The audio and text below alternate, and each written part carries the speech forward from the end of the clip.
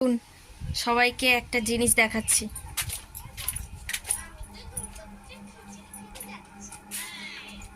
এই দেখুন, সবাই খাচ্ছে, ফোন দেখছে, সামনে বই খাতা, এই যে লাঠি, এইভাবে খাওয়াতে হয়।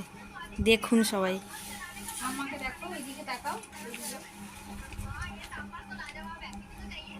এই মেয়েটা আমাদের খুব দুষ্টুমি করে, খেতে চায় না, কিন্তু ফোনটা ঠিকঠাক দেখছে। দেখো,